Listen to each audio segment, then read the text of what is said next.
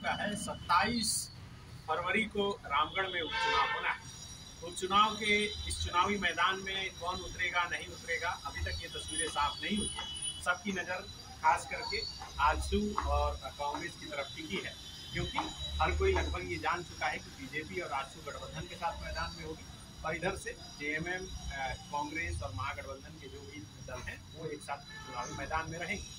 लेकिन इस चुनाव में एक और खास बात और झारखंड में शायद पहली बार देखने को मिलेगी कि सैकड़ों युवा तैयार हो रहे हैं जो रामगढ़ उपचुनाव में अपना नॉमिनेशन करने जा रहे हैं। उनका कहना है कि समय पर न परीक्षाएं होती है, न समय पर रिजल्ट आता है और न समय पर ज्वाइनिंग होती है। इसलिए जो कुछ भी समय पर होता है, यानी कि चुनाव समय पर होता है, इसलिए वो चुनाव ही लड़ेंगे। हमारे साथ गुलाम जी हैं जो खुद छात्र हैं, छात्रों का नेतृत्व भी करते हैं।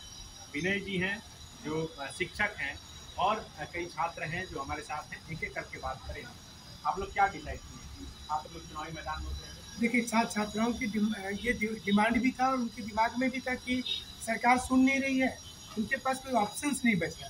तो वो अगर जाते हैं तो हम लोग जितने भी शिक्षक के झारखंड के उनका समर्थन है और वो जाएं और जो भी सपोर्ट होगा वो करेंगे। और कई शिक्षक शिक्षिकाओं ने भी पिछले कुछ दिनों से बहुत से ग्रुप में लिखा है वो भी चुनाव लड़ेंगे, तो उसमें भी समर्थन है हम लोगों का। जितना ज़्यादा लोग आएंगे उतना ज़्यादा ये मामला आगे तक जाएगा और राष्ट्रीय लेवल पर सरकार को दबाव पड़ेगा कि वो, हमें लगता है कि जॉब जल्दी देंगे। और इसके बाद स्टूडेंट्स के पास कोई विकल्प नहीं है और हम लोग ये चाहेंगे कि पूरे देश में एक ऐसा सेटअप हो कि रोजगार और बेरोजगारी ये दोनों भी एक मुद्दा बने, जो आमतौर पर राजनीति में नहीं होता है। और अगर ये हम लोग करने में कामयाब हो जाते हैं तो हमें लगता है कि स्टूडेंट्स की भारी जीत होगी। तो आप लोग क्या रामगढ़ उपचुनाव के जरिए मैसेज देना चाह रहे हैं सरकार को? बिल्कुल सर, ये मैसेज है और मैसेज के साथ साथ वहाँ के प्रतिनिधियों के खिलाफ चुनौती है। क्योंकि इसलिए सर, क्योंकि देखिए पिछले कई सालों से हम लोगों ने देखा है जितना भी हम लोगों ने बड़ा बड़ा मुद्दों को उठाया यहाँ पे, बड़ा बड़ा जैसे रोजगार को लेकर के बहुत लंबे समय से हम लोगों ने धरना प्रदर्शन किया है। लेकिन कुछ गिने चुने आप जैसे पत्रकार भाई हम लोग का सपोर्ट करते हैं। लेकिन जब इसको हम एक बड़े लेवल पे लेके जाएंगे तो जाहिर सी बात है कि नेशनल मीडिया भी इसको कवरेज देगी और जब कवरेज देगी तो हमारी बात वहाँ तक पहुँचेगी कि आखिर ये युवा किस लिए मजबूर हुए कि ये लोग यहाँ पे एमएलए वाला फॉर्म भरने के लिए यहाँ पहुँच गए हैं। क्योंकि हम लोग जो भी फॉर्म भरते हैं अब तक से भरते आ रहे हैं, चाहे जेपीएससी हो या फिर जेएसएससी हो, हर एक फॉर्म को भर के देखा हम लोगों ने। जो फॉर्म हम लोगों ने भरा है, जब आवेदन करते हैं उसका कोई निश्चित तिथि नहीं होता है, उसका एग्जाम कब होगा कोई निश्चित तिथि नहीं है, उसका रिजल्ट कब आएगा कोई निश्चित तिथि नहीं है। अगर आवेदन भी किए, एग्जाम भी हो गया, रिजल्ट भी आ गया, नियुक्ति भी हो गई, तो नियुक्ति रद्द नहीं होगी इसकी भी कोई गारंटी नहीं रहता है। लेकिन वही अगर हम एक चुनाव की बात करते हैं, चाहे लोकसभा का चुनाव हो, चाहे यहाँ विधानसभा का चुनाव हो, हर चुनाव में यहाँ पे नॉमिनेशन कब होगा उसका निश्चित तिथि दिया जाता है। चुनाव में पोलिंग कब होगा उसका निश्चित तिथि रहता है। यहाँ पे कब उसका एग्जिट पोल आएगा, कब उसका मतगणना होगा, ये सारे के सारे चीज़ एकदम निश्चित तिथि के साथ किए जाते हैं। कब किसी को विधायक डिक्लेयर करना है, कब उसको मंत्री शपथ का शपथ लेना है, ये सारे के सारे चीज़ सब बहुत आसानी से मतलब तय हो जाता है। लेकिन उसके बाद भी केवल ये सिर्फ 1 महीने की तैयारी में होता है। हम लोग किसी भी एग्जाम का तैयारी कम से कम 5 साल तक रगड़ के करते हैं, रात दिन पढ़ते हैं और सोचते हैं कि नहीं अब सही होगा। और 5 साल के बाद फिर हम लोग कॉपी किताब ढक करके सोचते हैं कि किसी कार्यालय में जाकर के अब हम अपना नियुक्ति लेंगे, जॉब करेंगे, वहाँ पे सेवा देंगे। लेकिन कॉपी किताब ढकने के बाद कार्यालय ना निकल करके हम लोग फिर से सड़क पे निकलते हैं कि हेमंत सोरेन न्याय करो, हमारे साथ इंसाफ करो, हमारी मांगे पूरी करो, हमारा जो भी हमारा मांग रहता है वो सड़क पे आ जाते हैं। जब तो 5 साल जो हम वहाँ पढ़े वो सड़क पे जब आते हैं तो वो 5 साल का पढ़ा हुआ सारा फ्रस्ट्रेशन के मारे सब भूल जाते हैं, खत्म हो जाता है। हमारा केवल यही मानना है, यही ख्वाब है कि हम कोई भी छोटी मोटी पहले नौकरी शुरुआत करें, ग्रुप डी मिले, ग्रुप सी मिले, तो झारखंड सरकार के देने योग्य है। ग्रुप डी देने के बाद हम लोग चाहते हैं कि हम लोग फिर सिविल सेवा का तैयारी करें, अपने आप को एक ऊंचे लेवल पर पहुंचाएंगे ताकि झारखंड का नाम जो है विश्व स्तर पर पहुंचे। लेकिन ये सरकार सर हमारे उड़ान को भरने से पहले ही सरकार हमारे पंख को कुतर देती है, हमारा दौड़ लगने से पहले ही सरकार हमारे पैरों को तोड़ देती है। अगर हम चाहते हैं कि हम अपनी ऊंचाई को, अपने आप को बहुत ऊंचाई तक लेके जाएंगे, उससे पहले सरकार हमें खींच के नीचे कर देती है। सरकार ने अब तक से दिखाया है, चाहे कोई भी सरकार हो, पूर्ववर्ती सरकार हो या फिर वर्तमान सरकार हो, युवाओं को केवल वोट बैंक के रूप में इस्तेमाल किया है। और सबसे बड़ी बात तो कि युवाओं को केवल 100 रुपया 200 रुपया दे करके उनसे सिर्फ झंडा ढुलवाने का काम किया गया है। और इंक्लूडिंग मी, मैं भी बोलूंगा इस चीज़ को कि लास्ट टाइम हेमंत सोरेन का झंडा मैंने ढुलाया था।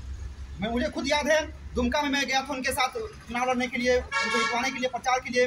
गोमिया में उनके प्रतिनिधि को हम लोगों ने पूरी तरह से मतलब कंधे में झंडा धो करके ये चीज़ किया था। लेकिन अब हमको इस बात का एहसास हुआ है सर लंबे समय से, फिर उन्हीं मंत्रियों उन्हीं नेताओं से मिलने के बाद, कि वो जो एक्चुअली में जो चुनाव के वक्त जो कहते हैं ना, उसके विपरीत चुनाव जीतने के बाद करते हैं। तो अब सिनेरियो बदल चुका है सर। हमारे माँ बाप जो पहले किसान थे, मजदूर थे, उनको इसके बारे में आइडिया नहीं था। और आज हम लोग चूँकि पढ़े लिखे हैं, पढ़ा लिखा झारखंड है, तो पढ़ा लिखा झारखंड ये जाग चुका है और जानता है कि अब झारखंड के युवा झंडा ढोएंगे नहीं, जहाँ जरूरत पड़ेगा वहाँ झंडा गाड़ेंगे और जहाँ जरूरत पड़ेगा वहाँ झंडा उखाड़ेंगे। तो अब तक कितने ऐसे छात्र हैं जो तैयार हो चुके हैं चुनावी मैदान में सामने आ रहे हैं? देखिए, कल हम खुद रामगढ़ में थे, तो रामगढ़ में भी हमने लोगों से पूछा, तो बहुत सारे छात्र जो थे, छात्राएं जो थी, उन्होंने कहा कि ये जो चीज़ें आ रही हैं और इसमें हम लोग भी नॉमिनेट करेंगे खुद को, और इससे सरकार पर दबाव बनेगा। तो हमें जैसा लग रहा है कि अभी संख्या 200 से ऊपर ही होगा, हो सकता है कि 400-500 तक भी हो जाए, और ज़्यादा से ज़्यादा लोगों से हम अपील करेंगे कि वो एटलीस्ट एक बार सामने आए। जैसे हर बार ट्विटर आंदोलन सक्सेस हुआ है, सड़क पर आंदोलन हुआ है, तो ये एक ऐसा चीज़ होगा जिसमें कोई पार्टी का प्रायोजन नहीं है, ना ही ये बच्चे बीजेपी के लिए लड़ रहे हैं और ना ही कांग्रेस के लिए। इनकी इंडिविजुअल जो इनको समझ में आ रहा है कि उनको नौकरी नहीं मिला, अब वो क्या करें, उनके पास विकल्प तो बच नहीं रहा है, तो या तो वो फिर पॉलिटिक्स में आएंगे।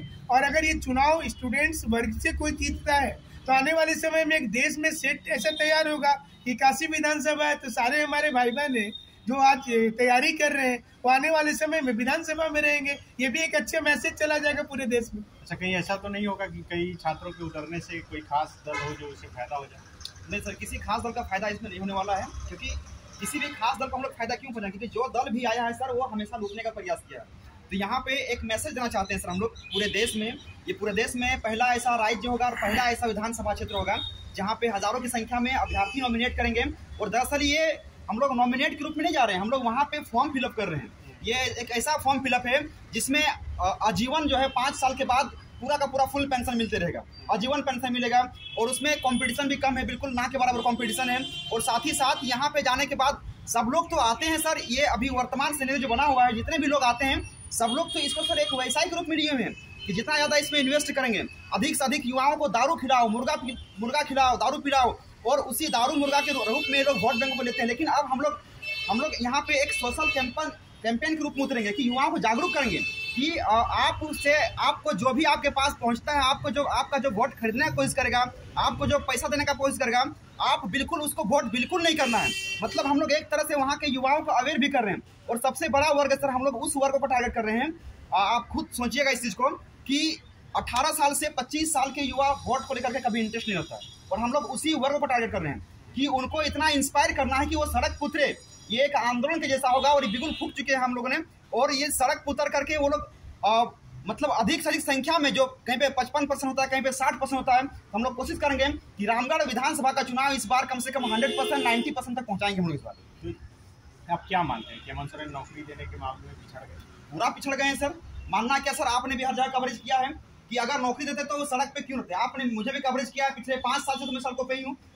अमूमन मैं बात करूंगा तो जब से वर्तमान सरकार को हम लोगों ने सत्ता पे लाया, उनको सत्ता पे बैठाने के बाद से मैं सड़क पे आ गया, और सड़क पे ही है आज तक से। मेरा कोई भी प्रावधान हो ही नहीं पाया। लगातार पढ़ रहे हैं, हर पढ़ाई का कोई नतीजा ही नहीं कर रहा है। 5 साल से तो पढ़ रहे हैं, अपनी छोटी मोटी उस आशियाने से निकल के बाहर आते हैं कि अब कुछ भला होगा। पिछला बार जैसे कि नियोजन नीति को लेकर के सरकार ने एक अच्छा स्टैंड लिया था, नियोजन नीति बना दिया, हम लोग सब घर घुस गए थे और लगभग साल भर तक रगड़ के तैयारी की।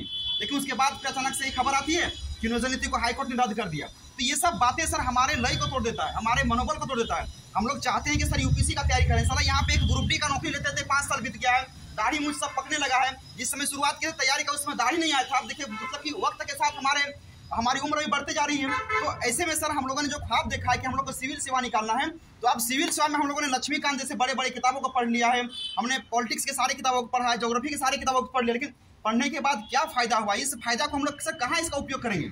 हम लोग के अंदर जो योग्यता आई, हमारे अंदर जो काबिलियत आई, उस काबिलियत को दिखाने का कहीं मौका नहीं मिला हम लोग को। क्योंकि हम लोग जेपीसी का तैयारी करते हैं या तो फिर हम लोग यहाँ पे सीजीएल का तैयारी करते हैं, उसका एग्जाम लिखते हैं, लेकिन वो तो हुआ ही नहीं। तो अब इस योग्यता को दिखाने के लिए हम लोग विधानसभा में जा रहे हैं, और वो भी सिर्फ 1 महीने की तैयारी में यहाँ रिजल्ट पक्का, और कोई करप्शन नहीं, कोई मतलब यहाँ पे भाई भतीजावाद नहीं होगा, कोई नेपोटिज्म नहीं होगा, और किसी तरह का कोई पक्षपात भी यहाँ पे नहीं है। बस जाओ, पब्लिक को आप कन्विंस करो, वोट लो, और फिर रिजल्ट तुम्हारे सामने होगा, और फिर ऑटोमेटिकली फिर हम लोग जीत जाएंगे, और फिर यही सब नतीजा सामने आएंगे। तो हम लोग सर इसको एक फॉर्म के रूप में देख रहे हैं कि ये हमारे लिए एक बहाली है और इस बहाली को हम लोग भरेंगे। और राज्य के सभी युवाओं से मेरा ये आग्रह होगा कि इस बहाली को भरने से आप चूकिए मत, क्योंकि ये आपका बहाली है। अगर आप चूक जाइएगा तो आने वाले समय में जिस नेताओं के हम लोग आज तलवे चाट रहे हैं, आने वाले समय में तलवे चाटते रहेंगे। और वो ऐसे नेता हैं जो योग्यता कुछ नहीं रखते, उनके पास कोई योग्यता नहीं। हम लोग तो ग्रेजुएट हैं, हम लोग तो पीजी करके पास करके बैठे हुए हैं। हमारे अंदर बहुत सारे ग्रेजुएशन मतलब की काबिलियत है और उस काबिलियत के दम पे हम लोग अपने आप को आगे बढ़ाएंगे। और सभी झारखंड के निवासियों से अपील है कि आप लोग रामगढ़ विधानसभा चुनाव में सबको आइए। और जो मूवमेंट हम लोग लगातार अलग अलग जिला में कर रहे हैं, जो मूवमेंट हम लोग रांची में कर रहे हैं, इन सभी सारे प्रकार के मूवमेंट को यहाँ से शिफ्ट करके हम लोग सब रामगढ़ शिफ्ट कर देंगे। और जब तक रामगढ़ का चुनाव खत्म नहीं होगा तब तक हमारा सारा का सारा मूवमेंट रामगढ़ में ही होगा। तो बिल्कुल अब तक चुनावी मैदान में यही देखने को मिलता था कि नेताजी भाषण दे रहे थे और सामने की कुर्सी पर बैठकर कुछ युवा जिंदाबाद का नारा झंडा लेकर लगा रहे थे। लेकिन रामगढ़ के उपचुनाव में जैसा कि ये दावा कर रहे हैं कि कुछ खास देखने को मिलेगा, वही युवा जो अब तक नेता के आगे पीछे घूमकर जिंदाबाद का नारा लगा रहे थे इसी उम्मीद के साथ कि वो सत्ता में आएंगे तो नौकरी देंगे, लेकिन जब नौकरी नहीं मिल रही है तो अब यही युवा चुनावी मैदान में खुद उतरने के मूड में है। तो देखना होगा कि आखिर कितने छात्र रामगढ़ के उपचुनाव में नॉमिनेशन करते हैं और इनके नॉमिनेशन करने के बाद क्या कुछ मैसेज जाता है और क्या कुछ बदलाव होता है।